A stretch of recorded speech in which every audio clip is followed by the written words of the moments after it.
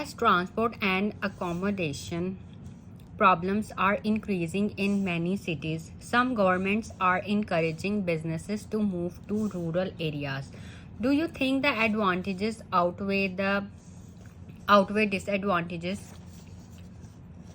So first look at the introduction. It is true that the world's largest companies are located in large cities. ये simple sentence है, ठीक है. जैसे हमने ये बता दिया कि वर्ल्ड्स लार्जेस्ट कंपनीज जो हैं वो लार्ज सिटीज़ में, क्योंकि ये जो ऐसे है ये रूरल एरियाज और सिटीज से रिलेटेड है, ठीक है. In the city many people expect to find better employment opportunities comma often with bigger comma secure companies. अब हमने इसमें ये वर्ड जो है वो यूज़ किया.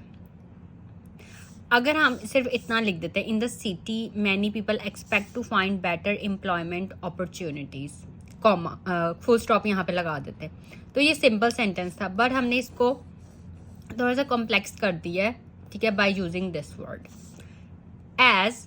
अब कुछ वर्ड्स ऐसे हैं जो आप अपने हर एसे में और मतलब स्पीकिंग में आप यूज़ कर सकते हैं. अब ये जो वर्ड्स हैं, एज हो गया, सो हो गया, बिकॉज हो गया, दैट हो गया, ये वर्ड्स जो हैं ये आपने जब ऐसे लिख लेते हैं, आपने ये देखना है कि आपने यूज़ किए हैं ये वाले वर्ड्स, क्योंकि अगर आप सिर्फ सिंपल सेंटेंसेस लिखेंगे then you would not be able to get your desired band scores.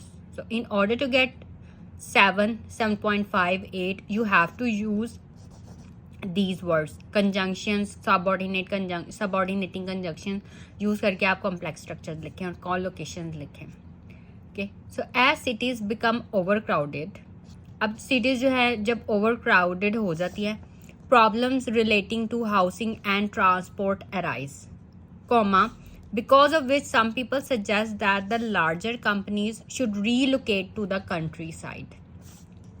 अब ये एक कॉम्प्लेक्स सेंटेंस है, आपने ये देखना है कि आप इस तरह के सेंटेंस लिख सकते हैं, कॉम्प्लेक्स स्ट्रक्चर्स आप लिख सकते हैं. While this may have some advantages, comma, I firmly believe that the disadvantages would be far more than the advantages. अब अगर आप ये लिख देते हैं, I firmly believe that the disadvantages would be far more, तो ये भी ठीक था. यहाँ पे आप फुल स्टॉप लगा देते, ये एक सिंपल सेंटेंस बन जाता है, लेकिन हमने देन का यूज़ किया, ठीक है. देन यूज़ करके हमने आगे लिखा देन द एडवांटेजेस. तो सिर्फ इंट्रोडक्शन में ही हमने सिंपल सेंटेंसेस भी लिखे हैं और कॉम्प्लेक्स स्ट्रक्चर्स भी लिखे हैं. सिर्फ सिंपल सेंटेंसेस लिखकर ही आप एग्जामिनर को इम्प्रेस नहीं कर सकते. It is reasonable to think that moving thousands of employees from large companies out to remote areas would have a positive impact on the overcrowding of some cities. अब इसमें हमने would have का use किया. There would be less traffic because of less people in the city center, comma, and this would obviously be highly desirable. अब इसमें भी comma लिख के हमने एंड लिख के आगे सेंटेंस को एक्सटेंड किया. इन एडिशन, आपने इस तरह के भी वर्ड यूज़ करने हैं. In addition, furthermore, moreover, however. Okay, in addition comma there would be less strain on the services offered by the city, banks, public transportation, restaurants and the like. This would mean a reduction in queues and faster customer service. ये simple sentence है, लेकिन अगर हमने ये एक sentence simple लिखा है, उसमें हमने आगे लिखा है to add to it comma, housing would also become affordable. It is generally seen that because of too many people wanting to live in the city, comma, land prices and even, अब देखिए हमने यहाँ पे even का use किया है. even though का भी आपको यूज़ करना आना चाहिए. And even rents of houses start touching the sky. On the other hand, many new problems would arise.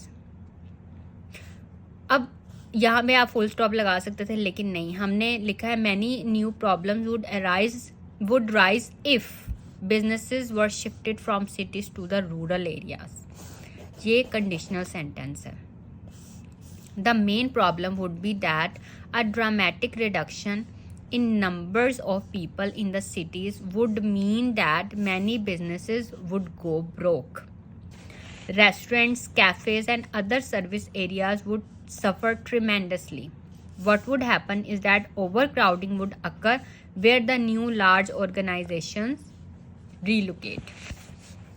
अब यहाँ पे हमने यूज़ किया more and more people offering services would spring up. Restaurants, shopping centers and other businesses would be needed to serve the increasingly larger numbers of people who move to the area. अब आगे in addition हमने use किया in addition comma the rural area may not be able to provide the enormous quantities of housing comma electricity and raw materials required to run a huge company. अब ये देखिए ये collocation huge company, big company भी हम use कर लेते हैं, huge company, इस तरह से आपको कोलोकेशन भी आनी चाहिए. Furthermore, relocating businesses to rural areas may upset many households. अब हमने यहाँ पे furthermore का यूज़ किया. Children also may have to change schools. So, अब so as ये वर्ड्स के सेंटेंसेस आपको बनाने आने चाहिए. So it would not be practical to do so. Transport and accommodation problems in cities need to be sorted out by connecting the villages and cities by very efficient public transport, comma, so that people come to work in the cities and live in rural areas. Newer businesses should be encouraged to open in the suburbs. The already existing ones should continue to be where they already are. To sum up, relocating the companies would assist with the overcrowding problem in some cities. अब देखिए would, should इन सब का use आपको आना चाहिए कि किस तरह से would से आपने सेंटेंस बनाना है, where कहाँ यूज़ करना है, should be कहाँ यूज़ करना है, so कहाँ यूज़ करना है, furthermore कहाँ यूज़ करना है. ये मेन वर्ड्स मतलब ये यूज़ करके वर्ड्स आप अपने आइडिया को एक्सप्लेन करें, अपना ओपिनियन बताएं इन वर्ड्स को यूज़ करके. ठीक है, इससे एक सीक्वेंस रहता है. आप क्लियर कट आप अपना जो है वो पॉइंट ऑफ व्यू बता सकते हैं इन वर्ड्स को यूज़ करके. और सिंपल सेंटेंसेस भी नहीं आप इस तरह से लिखेंगे, इस तरह से आपके कॉम्प्लेक्स स्ट्रक्चर्स आप यूज़ करेंगे और एग्जामिनर्स को आप इस तरह से इम्प्रेस कर सकते हैं. However, a new set of problems would surface, comma, which would be far more than the benefits. Therefore, comma, I reiterate my point that the idea of moving larger corporations. अब देखिए यहाँ पे हमने huge company use किया था, इधर ये huge company, अब हम लार्जर कॉरपोरेशन, ये सिनोनिम्स हैं दोनों, मीनिंग एक ही है लेकिन हम डिफरेंट वर्ड्स यूज़ कर रहे हैं. Larger corporation out to rural areas would not be beneficial. Okay, so अब ये जितने वर्ड्स हैं ना कलर में, ये आप इनको यूज़ करके सेंटेंस बनाना सीखें. ओके, और साथ साथ टॉपिक रिलेटेड वोकैब्युलरी वर्ड्स को भी देखें कौन कौन से यूज़ हुए हैं. Okay, so that's all for this video. If you have any questions you can ask me in comments.